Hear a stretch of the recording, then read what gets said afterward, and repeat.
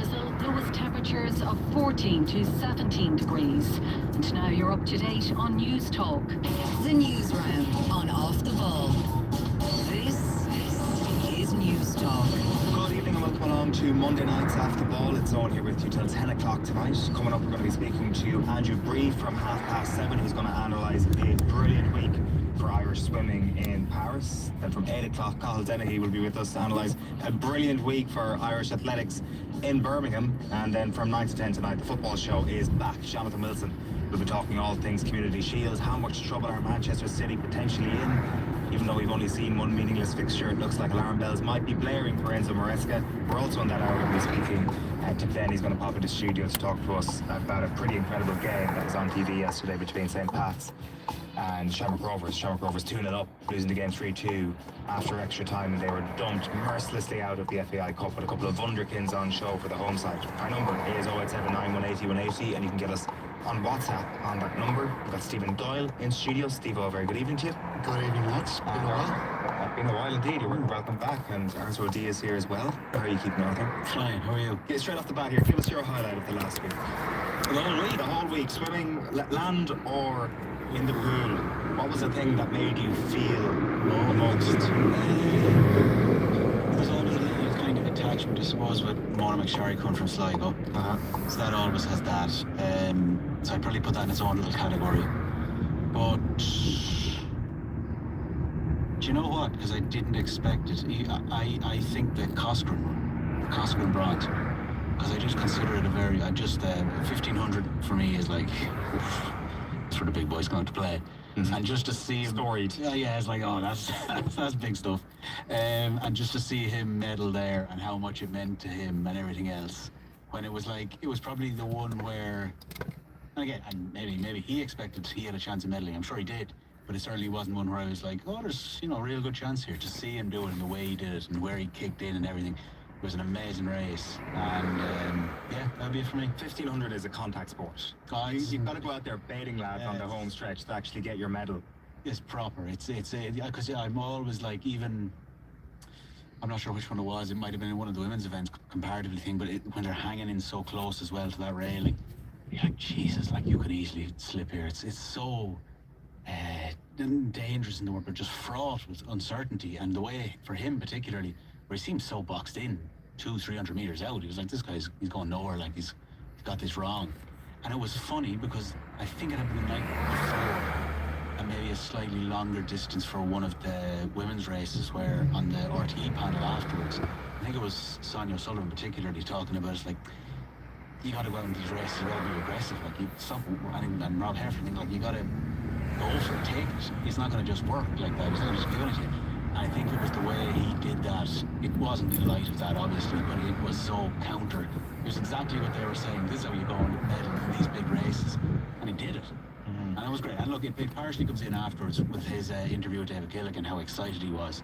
He just kept saying it's class. It's like, sometimes that's enough. It's great just seeing the medal tables at the end of these things. That's a very satisfying thing. So Ireland are 9th in Europe in athletics. They finished ahead of France on the medal table. France with a heap of medals, but not a single gold. So just out for an evening spin around Drogheda. And then in the swimming, Ireland finished 11th. So 11th in Europe in swimming, 9th in Europe in athletics. In the athletics, Ireland won double the amount of athletics medals as Croatia. So do you think Croatian people are now hand-wringing today thinking... I think the normal weather is back now, is it? It's kind of wet. Not as warm. Well, they play GAA. Yeah. Half of their athletes are playing GAA. They're world number 1 in GAA. Yeah. It's unbelievable. We think we're impressed about water polo, but they've got Gaelic games. Like, I don't want to maybe overrate this pudding, lads, but like, we're really in a moment here, Ireland. Like, right across the board, or just like if you zoom out here, I was at All Together now a few weeks ago, down, I think in the Gold Out tent. Still a bit humid all the time. Broadcasting, do your job. A number of our colleagues are down there as well, doing just the same thing. No, but I was wandering around on Sunday, and I went to see about 4 or 5 different acts. And they're all Irish acts. It was not lovely in comparison, but like, Alice, I know there was Fela back in the 90s. Oh, Jesus. The way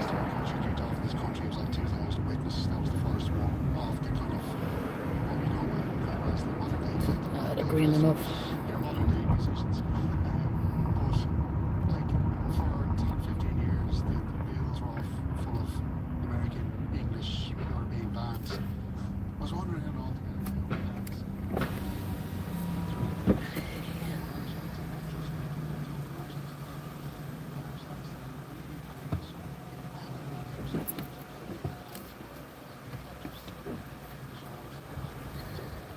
There's a footpath.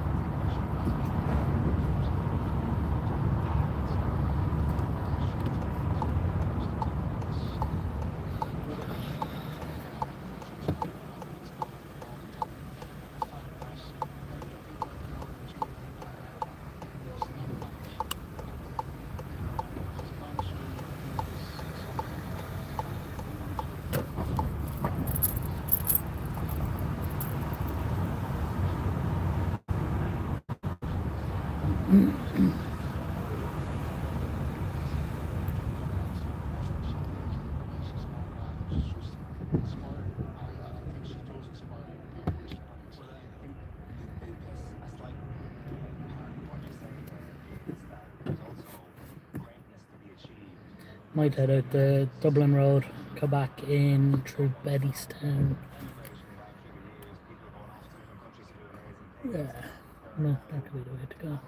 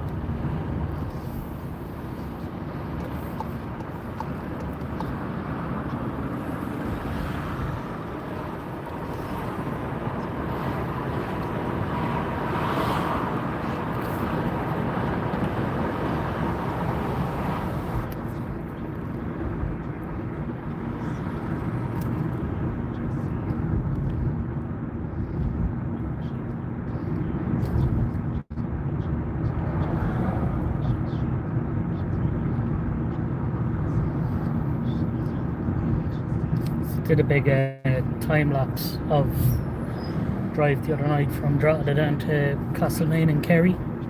It's worth having a look at. It came out actually quite good. I wasn't expecting it to come out so well in time lapse mode on the camera.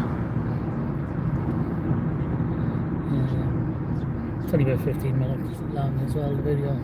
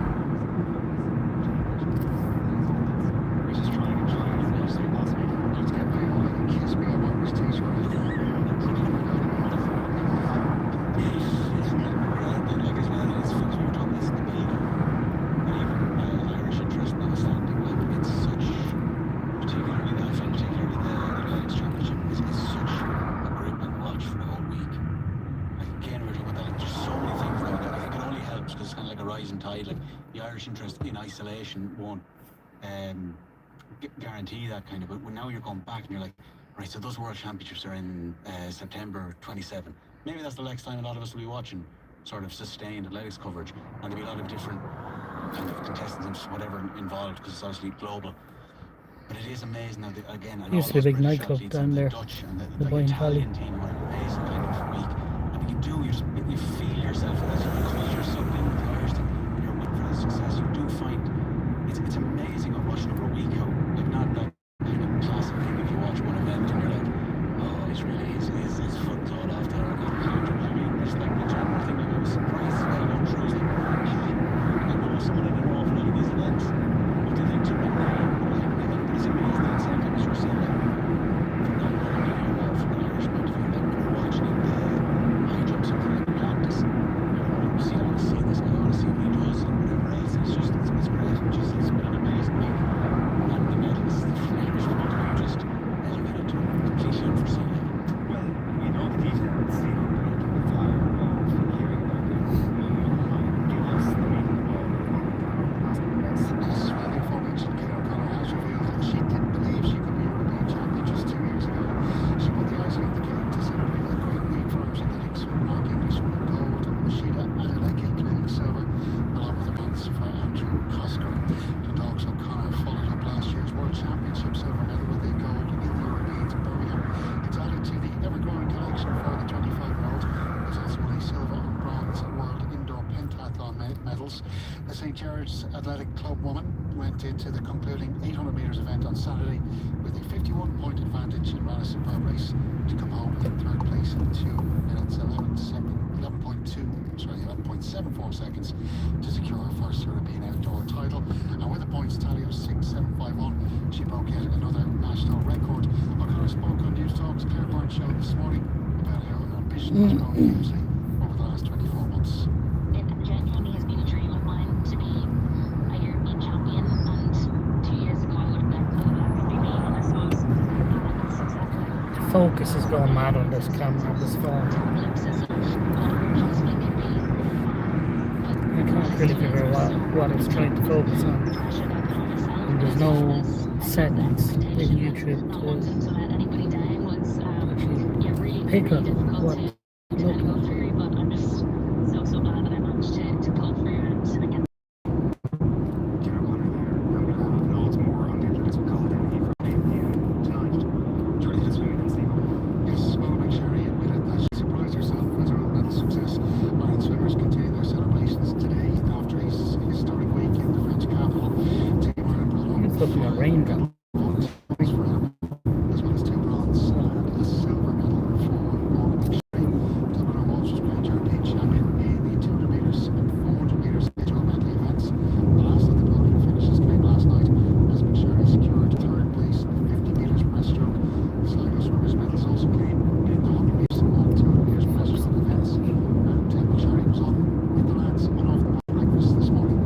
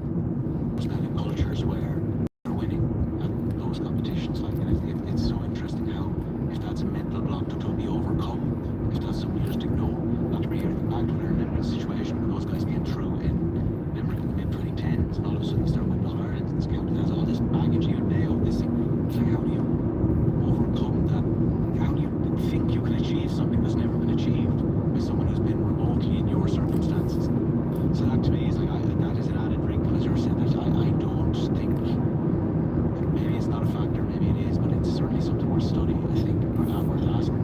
Yeah, definitely, because like, if you go back to the 2000s, 2010s, to a certain extent, I can't figure out the camera's trying to focus on. Like, previous job, and like there would be a lot of criticism about the governing bodies, whether it be Athletics Ireland, Swim Ireland, and Sports Ireland. What they really have put a huge amount of work over the last decade or so to create. I usually use an older phone for doing this, and it doesn't try to focus on anything. The facilities at the time and the money that they need to get to the stage where they are winning, big time on the continental stage. And we'll have more on swimming as well. Before this hour is Andrew Bree, who's a brilliant analyst on swimming, is going to join us. But we do have more on the newsround coming your way in the next one. There's plenty of football to discuss with Steve. The newsround is brought to you by Viagra Connect 50mg Glucola tablets, contains sildenafil for adults men with erectile dysfunction. Maximum dosage 150ml tablet per day. Allings.ie, subject to suitability. Following pharmacist's consultation. Back with more on the newsround at Cash Machine. Now, the Cash Machine has been reloaded, and there's going to be another guaranteed winner with a record amount on the line. The number you need to know is €311, and there are two ways you can enter. You can visit newstalk.com/cash machine, where you can enter online, or you can text play to 57557. That's 57557. You have to get your entry in by 3 p.m. on Friday, August 21st. Then across the Gold Out network of stations, someone will get that call. If your phone rings, you have to answer it within 5 rings. Give us the exact amount in euro and cent, and you'll win the cash. So remember that amount one more time. €311,000. Over 18s only. Text costs €2.50. Plus your standard message rate to play. Playing across the Gold Out network of stations, and terms and conditions are newstalk.com. The news round on Off the Ball. The newsround is brought to you by Viagra Connect 50mg Phil coated tablets. Contains sildenafil for adult men with erectile dysfunction. Maximum dosage 150mg tablet per day. Always read the label. Buy online at viagraconnect.ie. Subject to suitability following pharmacist consultation. Finding your It home won't and searching for focus. the right mortgage isn't simple. That's why at PTSB, we built the home buying experience around you. Whether you're buying, building, or moving, we've got a team of your own to help you choose the right fit.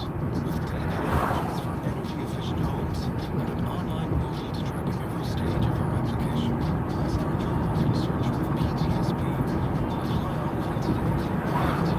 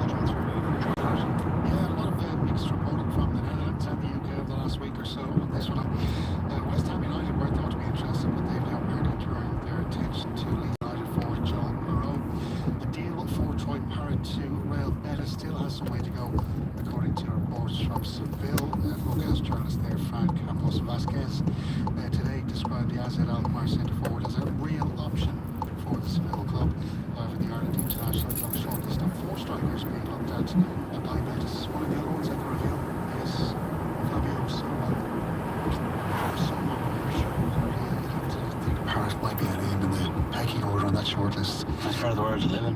Yes, 100%. Where is Fabio Silva playing now? Dortmund. Yes. I was at the Seville Derby a few years ago, and I tell you one thing, the Beta Stadium is just a sight to behold, and I can definitely see parents adjusting to Spanish life. Yeah, I think so.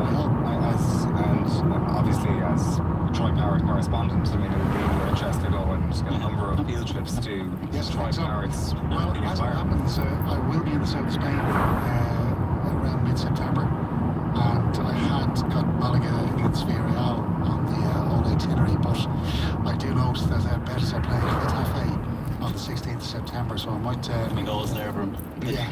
The Troy Parrott fan club makes its way. Anyway, yes, just Champions League club though. yeah, indeed. So There's so many good reasons for him to go there, but it kind of felt like a sort of a perfect piece of fiction a couple of weeks ago, where it's like it's just kind of thrown out there. Let's pick an up and coming La Liga him to them, and let's just get a few clicks out of it. But the more real this becomes, the more excited you get. So I think it's I think we're also judging this off. It could have been West Ham. Yeah. Nobody wants that. Nobody wants that. It's certainly not Steve-O. He's getting up to London stage. Irish links are right about us with the old Patrick Connell link there as well from back in the 1920s, wasn't it, when he was managing there? But keeping on the tradition. We absolutely have to do a 4-part documentary series on him as soon as Troy signs up. Okay, we do have an Irish mover confirmed in the transfer market. Yeah, Tayo Adaramola has left Crystal Palace after 10 years at the club. The Ireland international defender has joined the Pro League side Cercle Brugge on a 4-year deal. The Dublin native also formerly spent time in the Belgian top flight with Molenbeek.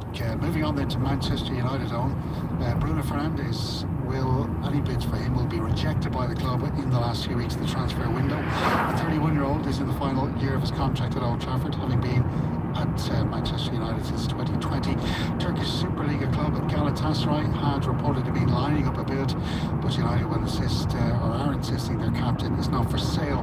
Meanwhile, Coventry City have completed the signing of Taiwo Awoniyi from Nottingham Forest. The striker has joined the newly promoted Premier League club in a deal worth €10.5 million. He scored 21 goals in his 90 top-flight appearances for Forest, and Coventry, of course, starting their campaign on Friday against Arsenal. What's going on with Bruno here? I mean, I don't know what I was confident. Like, it would be mad if they let him go at this point.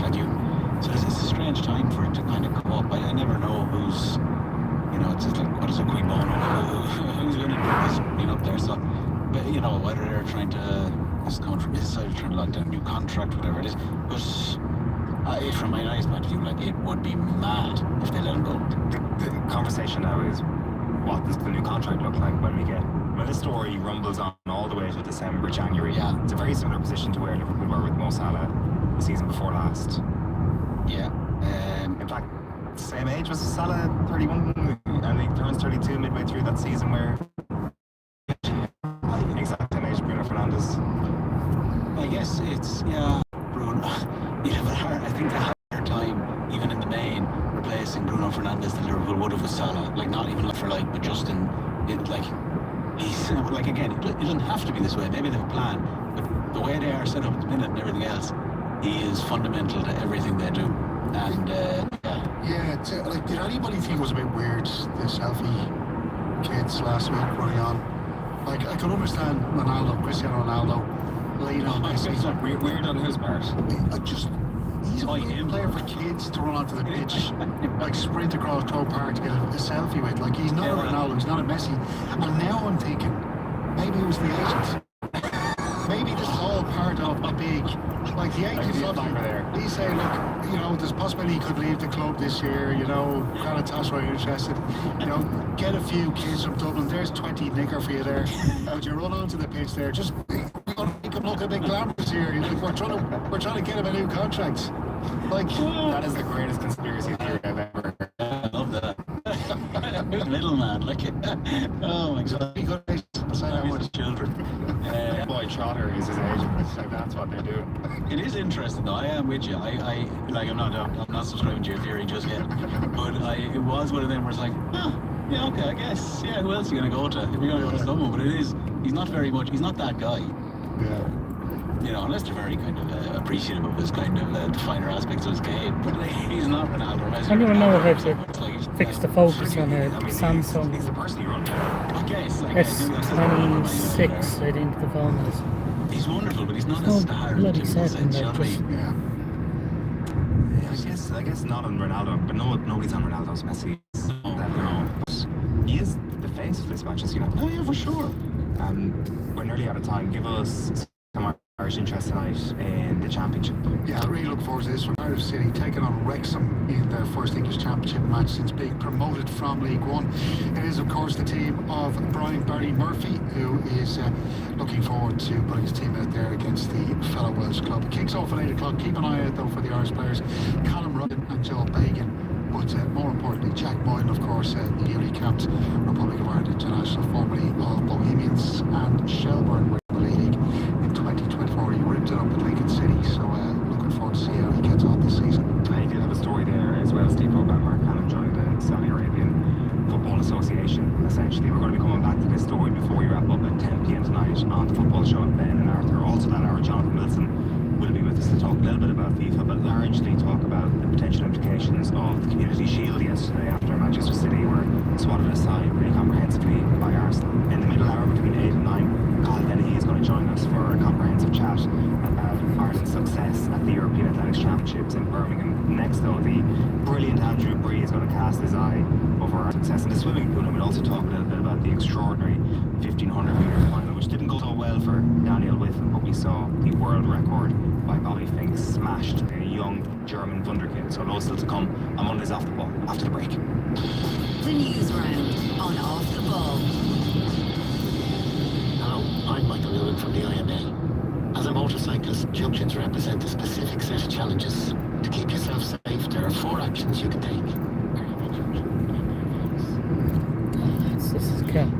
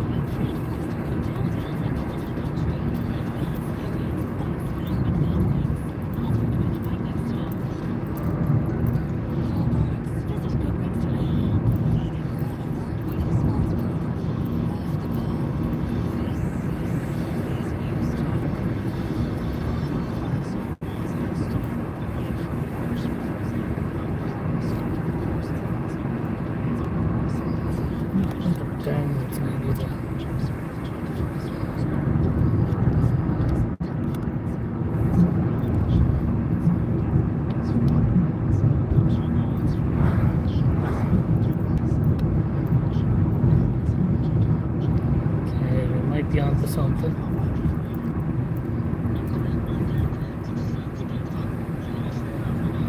Yeah, I think that's it sorted now.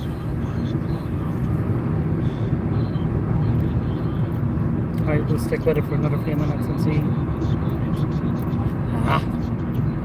Spoke this in. Put it down there for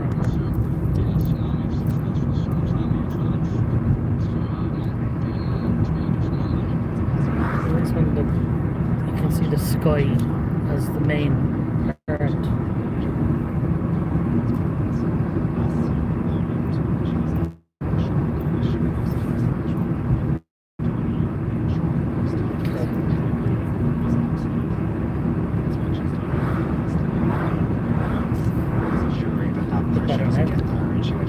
She expressed herself big time, and she's a little bit unlucky that it wasn't a great medal haul. She's the championship on the brands, really, and she's out of yours. And we got between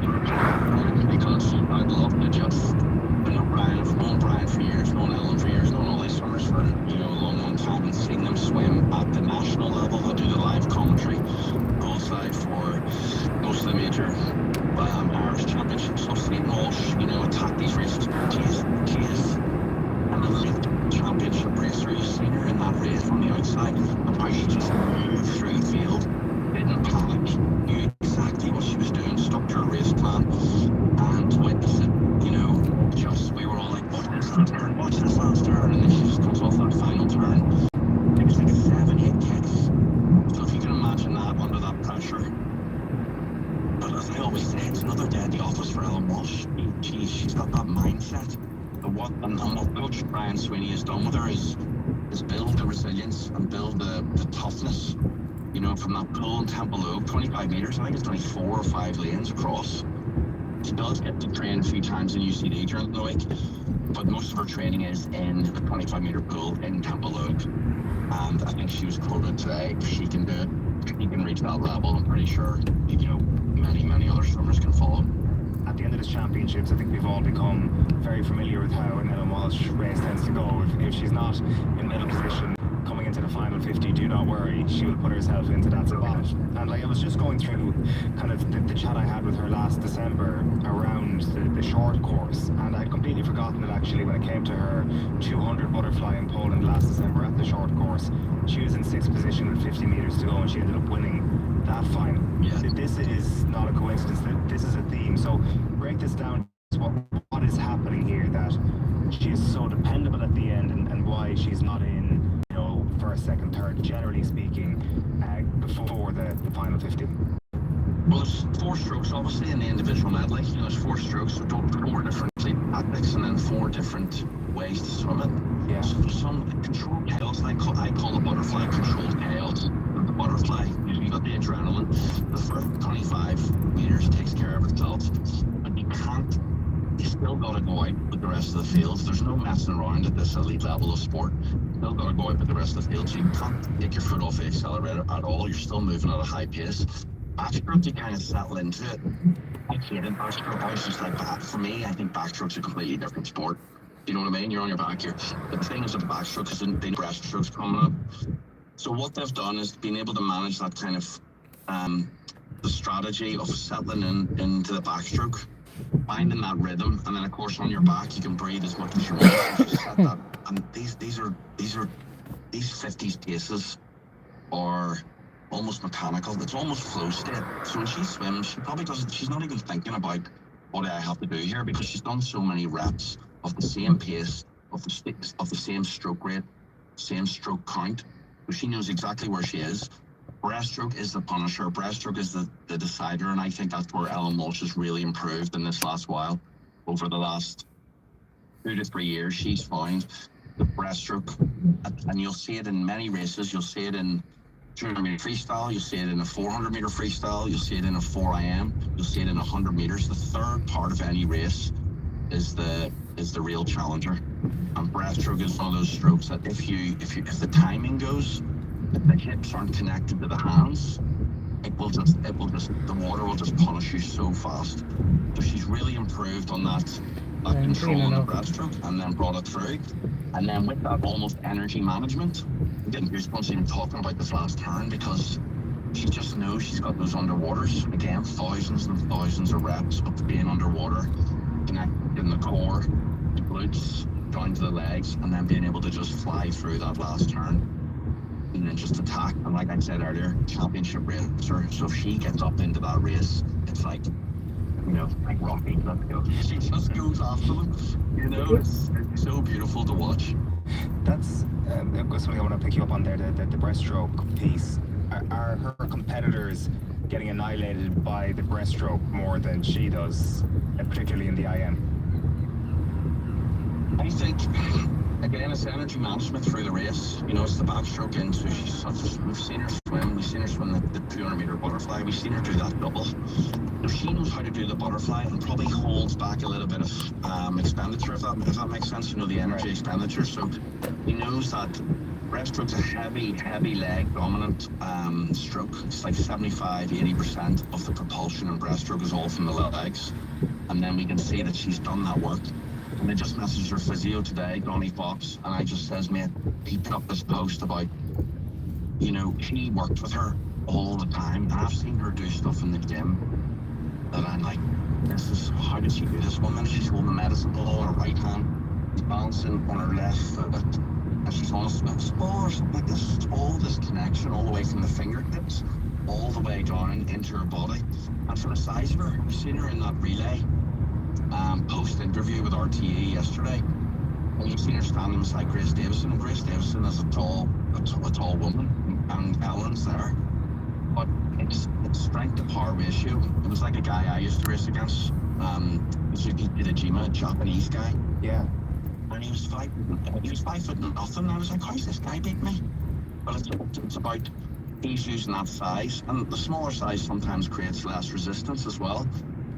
But the butterfly, she knows exactly what to do, so she's probably held a little bit more of energy expenditure on that, and then being able to apply that into the breaststroke, and then knowing with the raised confidence that she can turn onto the freestyle and get after.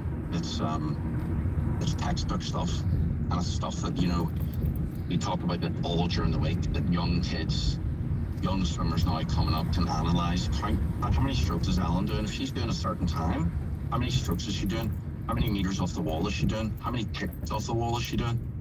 So it's almost like it's a gift.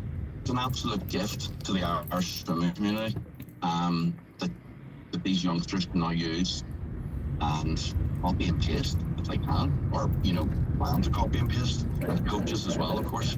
I'm in a coaching group with there's like 250, 300 coaches all across Ireland. And it was set up by Brian Sweeney. It was the Irish Association for Swimming Coaches, ISCA. And they've had two seminars. Another one's coming up here in October. Now this is separate than Swim Ireland. I'm not saying there's no rivalry in terms of, you know, information and learning. But what he's done with that group is being able to share all this information as well. And the amount of messages and stuff coming through in the group for Ellen and Brian is just, they bring you to tears. They're really good. There's loads in that. To pick one thing out of it, it seems that Ellen Walsh has used her relative size disadvantage compared to her competitors to her advantage. The work that you have outlined there with her physio means that she's able to use her height to kind of spring her on to better things, because I think we look at this sport very simply that you kind of have to have the genetics in order to compete at world level or European level. You have to be tall and rangy, you've got to have long levers, but maybe with what we're seeing now, there's hope for a lot of people who haven't won the genetic lottery that they can follow Ellen Walsh's footsteps.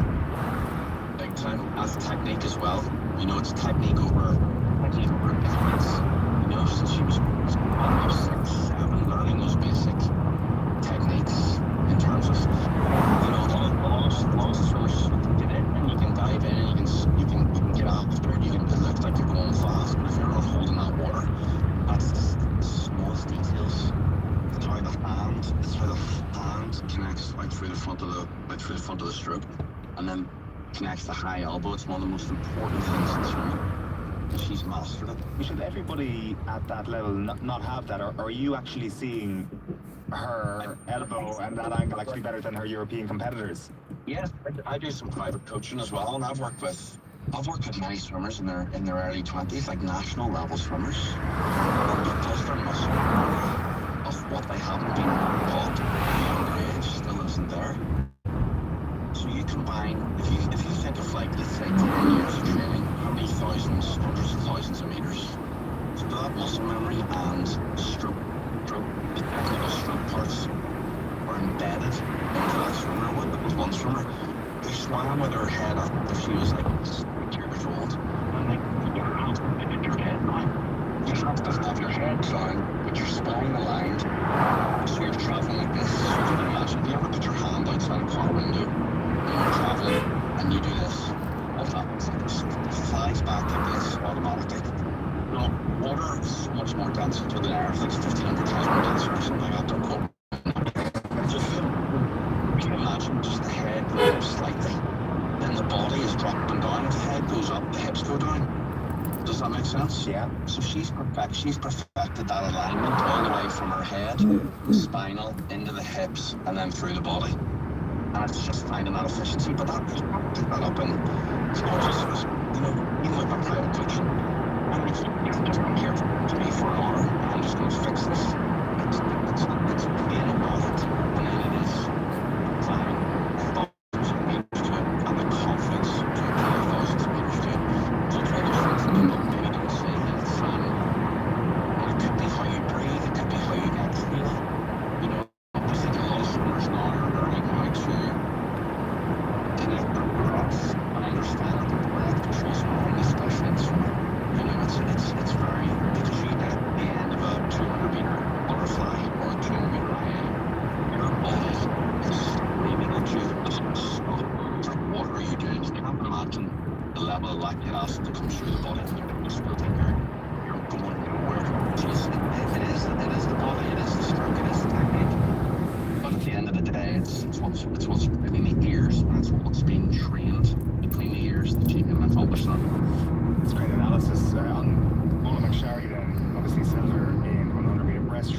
Johnson in the 200 meter and 50 meter breaststroke as well. So this felt like a bit of a comeback tour for Mona McSharry, and the relaunching tour almost of her. Maybe, you know, you talk about the post-European Championship blues today, the post-Olympic blues, particularly when you've kind of made history as an Irish woman in the swimming pool in the Paris 2024 Olympic Games. There's bound to be ups and downs after that, but it kind of feels that she's laser focused once again on the next Olympic Games, particularly after the encouragement of what she put in the pool over the past few days.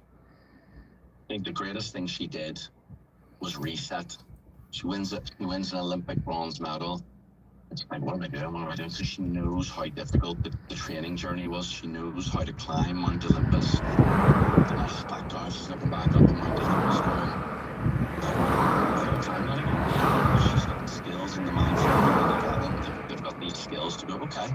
So the greatest thing she did was the reset, was to jump into a camper van with her friend and travel down the west coast of America. Good food. They're not party animals. These swimmers are clued in. You know, they're not going to hurt themselves in any way in terms of their, you know, damaging their bodies with any excess of anything. They just it's just about getting away from the sport. I did the opposite in Athens in 04. I missed it by 0.2, I think 0.2 of a second. And instead of me resetting and getting into nature and recalibrating that way, I went down to the college strip in Knoxville, Tennessee, and I lived the college lifestyle for 6 months.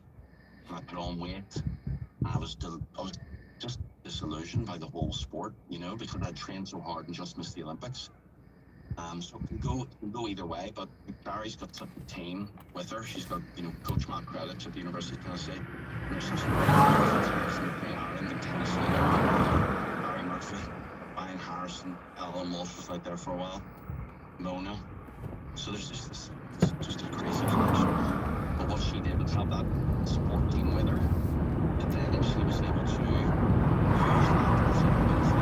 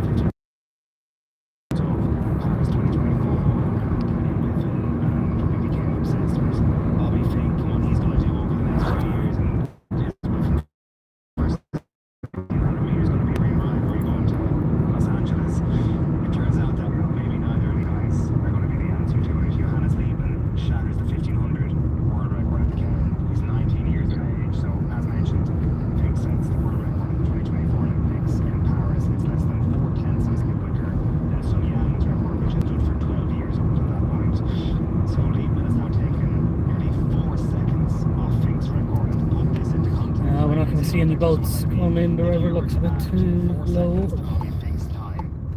Yeah, don't worry about crossing the road yourself there, Phil. Grant Hackett's record time, which he swam in 2001. That is the degree of destruction that has been exacted on the Prince record by Lieberman. So, talk to us about this guy. When I was reading this on the shot, when the feed walked about high and elbow technique, if any swimmer, if any triathlete or master swimmer or alpinist learned to swim, they help me to walk that underwater shot up to my head like pure poetry in motion. He held effortless. It looked absolutely effortless.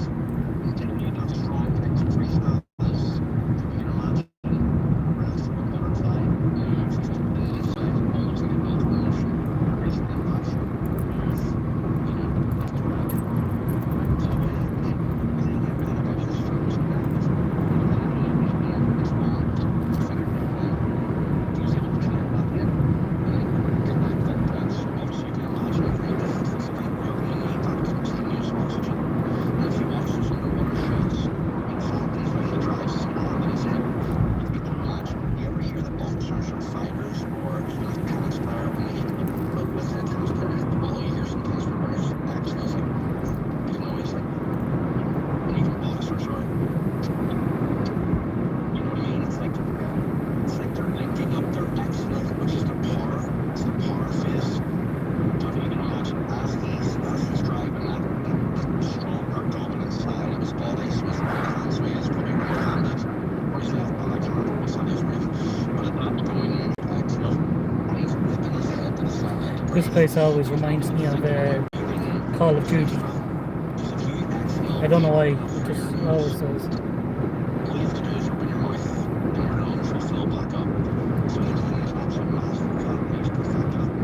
So it's that breathing, timing, coordination, plus the high elbow technique, and he's holding that water beautifully. He could not believe what was going on. Are we about going in or is he docked? Psychological battle. Docked, let's say. He is now training in Dublin. He is training in Dublin. He is getting his sets sent over by his coach from Loughborough. Andy Manley, right? I don't have a problem with that. Ken Gas. All the issue is, it's controversial. It's not controversial. I love Andy Whitman. He's not a big champion. We all love him. But there's different guys in the world because we train by group. And it's different for everyone. Everybody else trains pretty much by yourself, right? But Brian, it's really that works. But I don't know. I'm probably going to get in trouble for this, but I don't know if training with Nathan just in Dublin will work. I said, I got a message, I replied back going, big criticism I said about if you can find a new program, Fine Violet. at least Dublin. This was once classed as one of the wonders of the world, apparently. Small towns, so I don't know where this I think it's something to do with the makes this, that's fine. foundations and the river. That it was a massive feat of engineering to be able to build it because I don't know if the bed of the river is so soft or it's pure sand or something like that.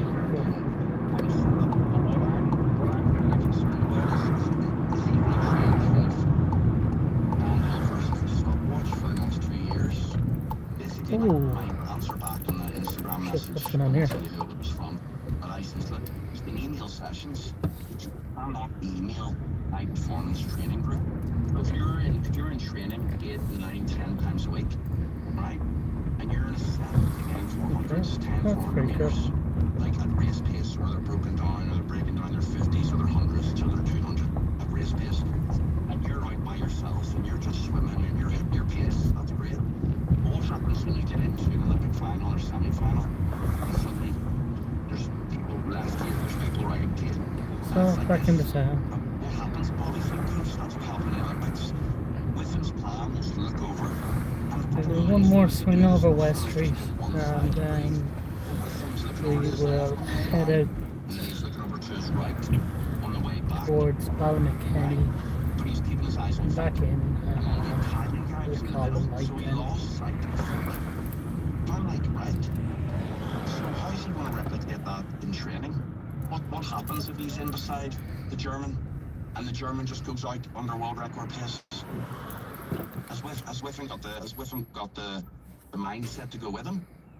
Will that break his pacing strategy? Will that change his mindset? Just because you can't be thinking about that when you're in the Olympic final. Like, that has to be something that's embedded into your mind, day in, day out, day in, day out. And that's what he had in Loughborough when he was there. He had that These are the most training awkward traffic where they lights were in the just town. serious hitters So I have a green light, swimming. yet the red light, And that was the what, energy 20 every metres in day. front of me. So my big So question I'm with Daniel stopped here is, with a green light can he recreate because I can't go that to that yellow. intense training Put environment? around Because there for me to it's go into that brutal. box. 800 metres is brutal. Who gets in the swims for 14 metres or 14 minutes? You know what I mean? At a high level pace. We've seen some of the officials walk as the swimmers were, swimming up and down. The officials couldn't even walk as fast as the Germans swimming down that pool. Whenever you talk to him, the thing that you get from him is that his favourite thing in the world is to go racing. He loves training. He loves racing.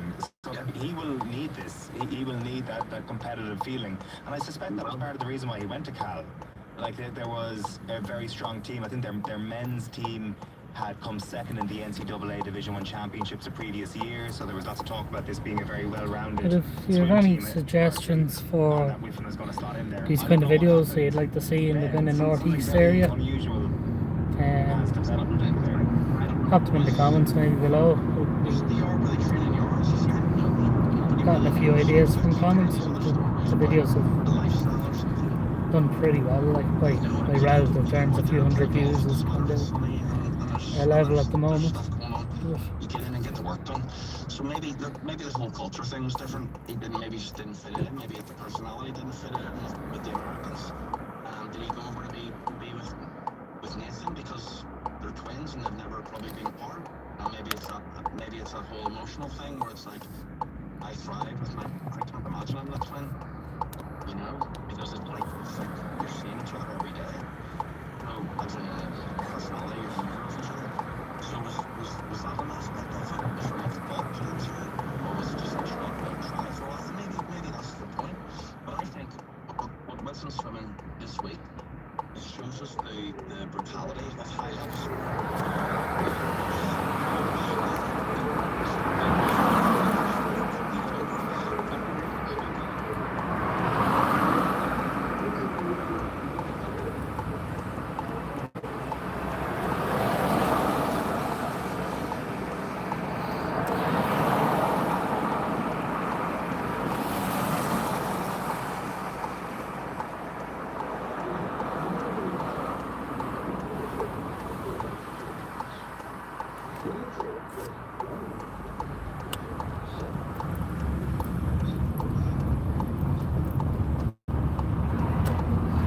It's actually very stuffy here at the moment. It's kind of fairly humid. It's still very warm and it's wet. It's been raining on and off all day.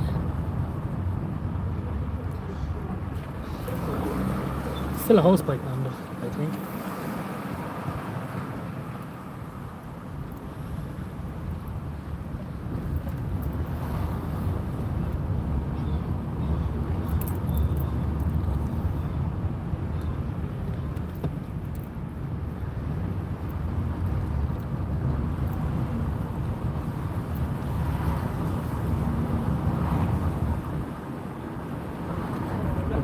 O'clock now, it's starting to get dark, so the evenings are starting to get a bit darker.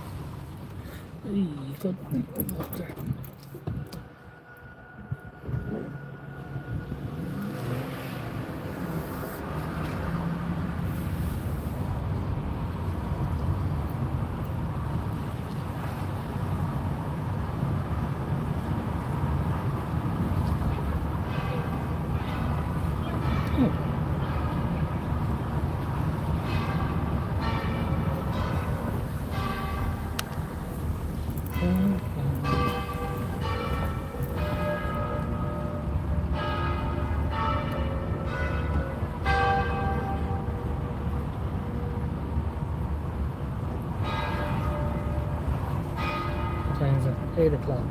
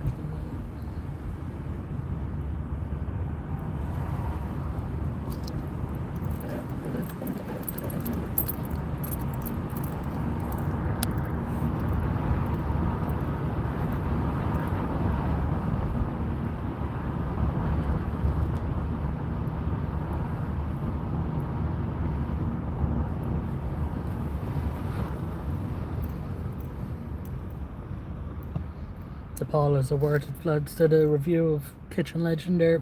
I think it was last week.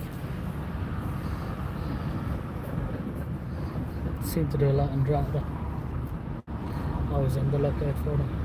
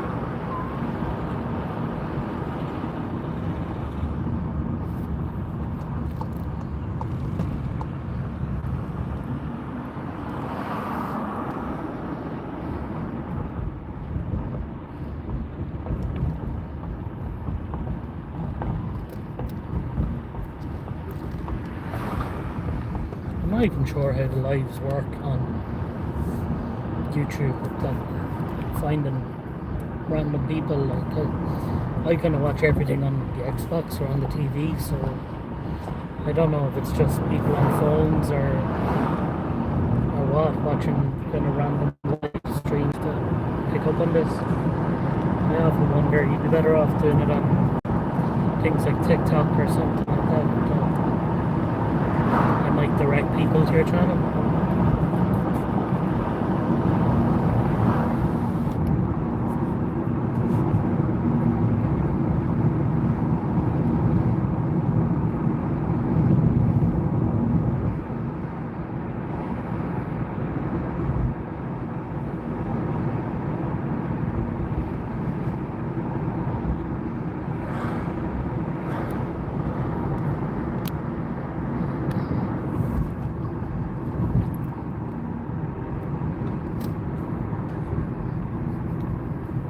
This has been going on now for just over an hour now. We've been out.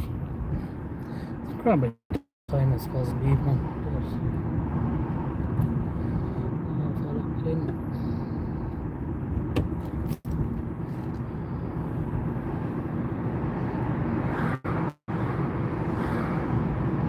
It's probably the one real benefit of having an electric car. My cost per kilometre is tiny, so this month with driving to Dublin most days, it's kind of cost me about €20 so far for the month, which I know if I had the petrol equivalent it'd be probably €80 a week, like, so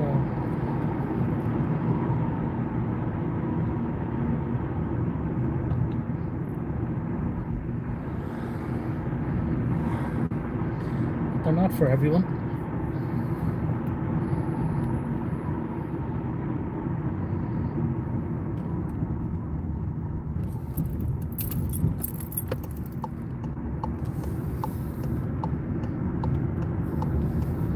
Like the other day, we drove down up and down to Kerry there at the weekend, and I think it was 3.5 hours, maybe 3 hours 40 on both trips. That's in a petrol Renault Symbioz. But if I was to do it in this car, you're talking 3 hours, 4 hours driving time, because you wouldn't really drive it as quick. Plus, I'd have to stop probably twice to charge. So I added under an hour and a half nearly onto 4 hours, so 5.5 hours probably to drive the electric car down versus the petrol. So it's one of the things I tell people to think about when they're changing to an electric car. So if you're doing long journeys every day, I wouldn't really push them. Brilliant for everything else, I'll say.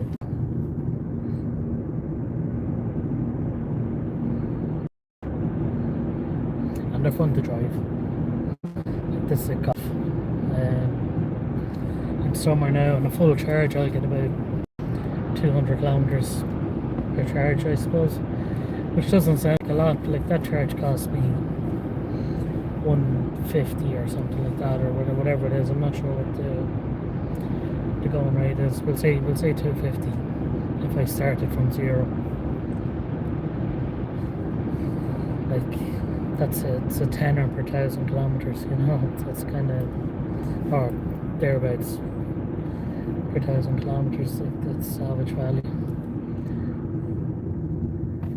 You do lose your arse on the depreciation though, I suppose.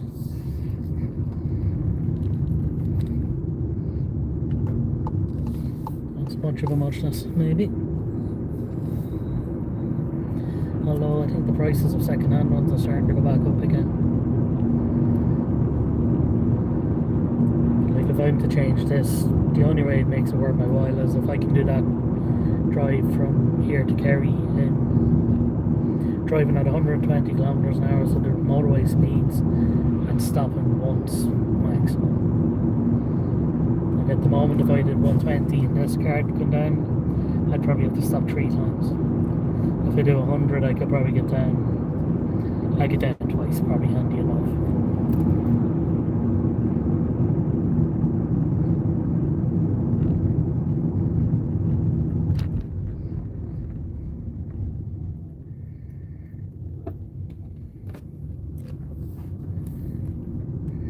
That's my take on electric cars.